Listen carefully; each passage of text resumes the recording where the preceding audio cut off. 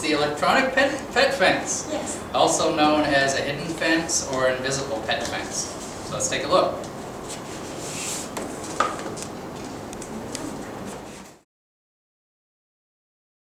So let's start with this. This is the transmitter used to connect the boarder so that you and the dog can do your training. This is the receiver collar. This is what gives the dog its lessons via shock therapy. It is waterproof, and this is the battery that goes in. And you can hear it's activated. There we go. Okay, there you go. Okay. This is the mounting hardware for the transmitter. It is a wall mount unit. So here's your mounting hardware for that. These are the shock studs that go with the transmitter. We have small ones for thin furred dogs, which are these two. And then we have longer ones for thicker furred dog. And then we also have a tester, which I'll show you later, that shows you that the unit is working. We have an instruction sheet for the unit. This is your boarder wire. This is the electrical wire that sends the wireless signal to the receiver to let the dog know if he is in the correct place or not. And this is your power adapter for the transmitter. It's 100 to 240 volts, so it will work anywhere in the world.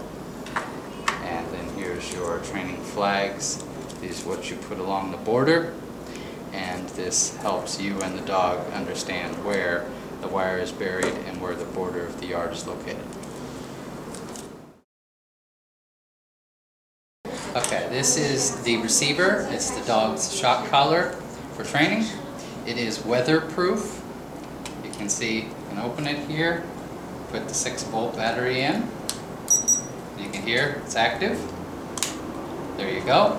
It comes with shock collars, which are short versions for thin-haired, thin-furred dogs, and longer versions for longer-furred dogs.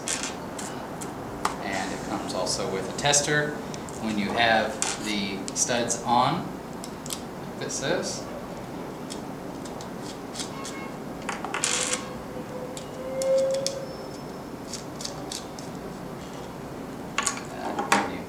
You place this on here when the transmitter is live to test if the collar is working.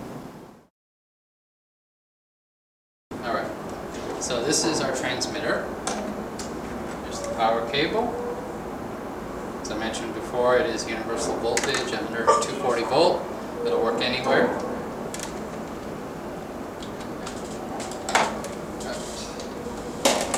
There we go. Okay, so you would make your border with this wire, you would bury the wire, and then you make your closed circuit with a loop to activate the transmitter. You can see right now it's called break because there's no closed circuit. We've already pre-cut some wire and taken off the cover so the wire's exposed. Now, wait.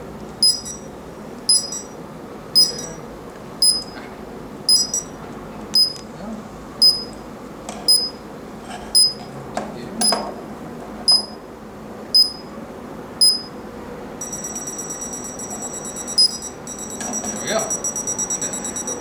There. Now we have to close the circuit.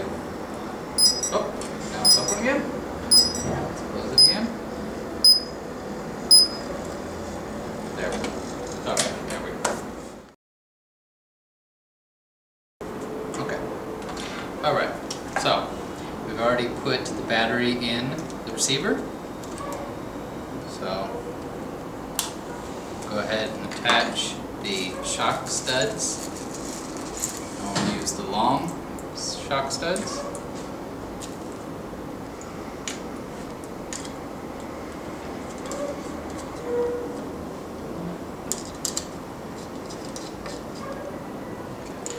Actually, I'll put it inside the circle.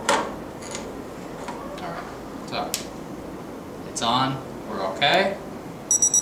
Turn the sensitivity up, and now the dog is being punished or trained that he's too close to the border. We turn the sensitivity lower, it's okay. Okay, red light, no beeping, that means it's active. And now, flashing light means it's active, but the dog is being trained. Now, let's see if the shock is actually working. So, put our tester on the unit. Right now, no light. You hear the beeping, you can see the light, the shock is being administered. There we go.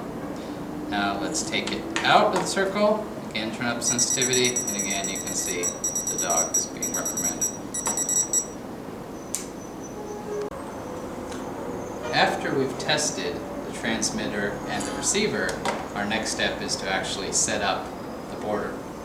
So you have 300 meters of cable, okay, and you bury this in the ground, of course leaving enough room for each end to actually attach to the transmitter, like as we've done here. So you make your border. As you go along making your border, we have the training flags, which are meant for both you and the dog to know where the border of the yard is located. You can bury the wire 1 to 2 inches, that's 2.5 to 5 centimeters in the ground.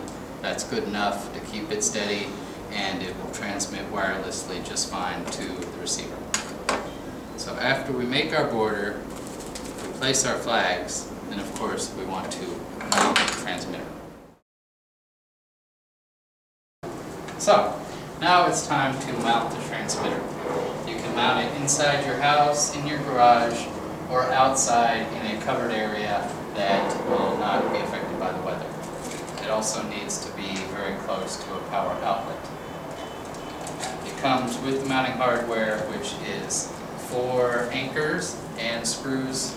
It can be put in concrete or anything else where you can drill the holes you need, place the anchors, and then place your 4 screws on this to mount it. It should be mounted high enough that kids will not play with it, that only the supervisor of the dog has access.